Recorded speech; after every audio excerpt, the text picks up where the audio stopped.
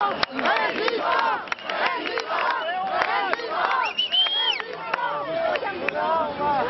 temps. Ouais. Résumé. Et après, qu'est-ce que vous êtes nombreux? Mais taisez-vous donc là.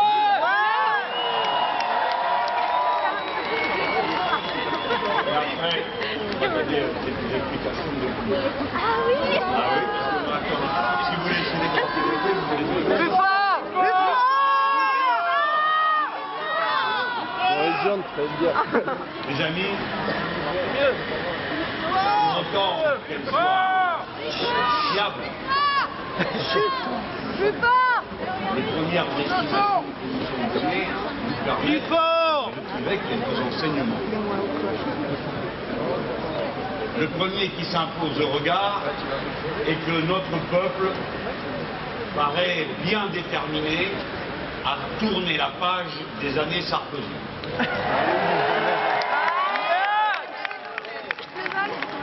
Le total des voix des droites, dans toutes leurs composantes, recule par rapport à 2007. Mais l'extrême droite est à haut niveau. Nous avons donc eu raison de concentrer notre campagne sur l'analyse et la critique radicale des propositions de l'extrême droite. Nous avons eu raison de le faire, et si nous ne l'avions pas fait, peut-être le résultat ce soir serait-il encore plus alarmant. Il l'est. Alors, c'est le moment pour moi de dire combien nous nous sommes sentis seuls à certains moments dans cette bataille.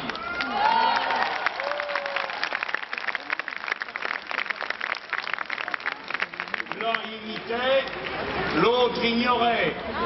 Et nous avons porté sur notre dos l'essentiel du combat. Honte à ceux qui ont préféré nous tirer dessus plutôt que de nous aider. Souvenez-vous pour toujours des noms de ceux qui ont refusé ce combat, ou pire, qui ont préféré relayer des arguments calomnieux et anticommunistes de l'extrême droite contre nous. À cette heure, c'est le score du front de gauche qui tient la clé du résultat final dans ses mains. C'est donc vous tous, et non pas moi, bien sûr, qui avez cette décision. Car à la vérité, nous aurons été la force politique nouvelle, la seule qui ait percé et qui soit née dans cette élection.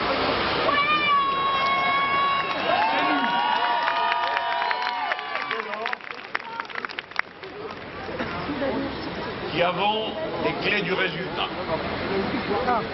Je vous appelle en conscience à assumer pleinement cette responsabilité, sans vous occuper des commentaires, des impressions, des petits jeux de pronostics auxquels j'invite à ce que personne ne s'abandonne. Et je le redis très clairement, à cette heure, en conscience, il n'y a rien à négocier.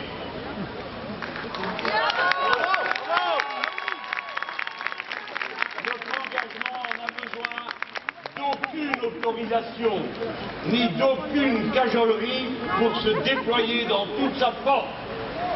Je vous appelle à vous mobiliser aux rendez-vous qui vous sont donnés. Le 1er mai, derrière nos syndicats, avec la classe ouvrière,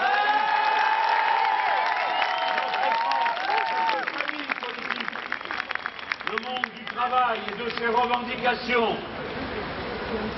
Je vous appelle à vous retrouver le 6 mai, sans rien demander en échange.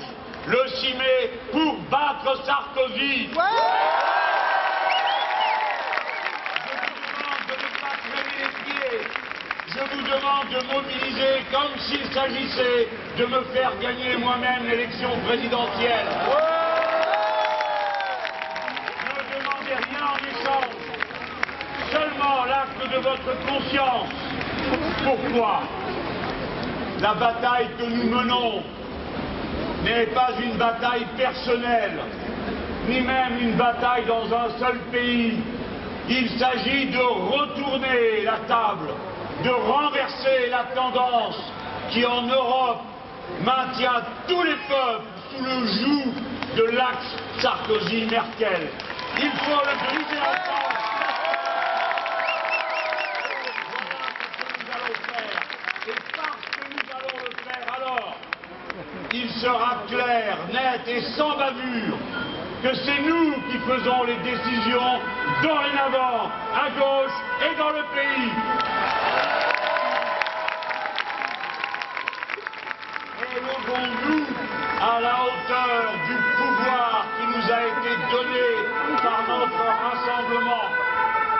Continuons tranquillement de marcher notre chemin, car, je vous le dis, inéluctablement, l'histoire vient à notre rencontre et nous allons à la sienne. Inéluctablement, les solutions que nous avons défendues, et principalement celles du partage des richesses et du changement de régime, seront mis à l'ordre du jour par les chocs qui s'annoncent. Quel que soit le président de la République qui sera élu, la finance, d'ores et déjà, est déterminée à agresser le peuple français. Et alors, quel que soit le responsable, il n'aura d'autre choix que de se soumettre ou de résister. Et pour ce qui est de résister, il n'y a qu'une force, la nôtre.